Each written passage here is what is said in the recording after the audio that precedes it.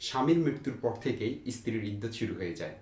চাই স্ত্রী স্বামীর মৃত্যু সম্পর্কে অবগত থাকুক বা না থাকুক, মহিলা স্বামীর মৃত্যু সংবাদ না ফেলেও এবং ইদ্যতকালীন নিয়ম কানুন পালন না করলেও মৃত্যুর পর থেকে তার ইদ্যতের হিসাব হয়।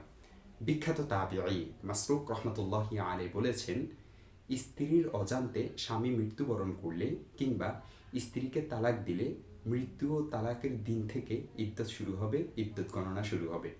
ইদ্যতের সময় শেষ হওয়ার পর সংবাদ পেলে নতুন করে আবার ইদ্যত পালন করতে হয় না।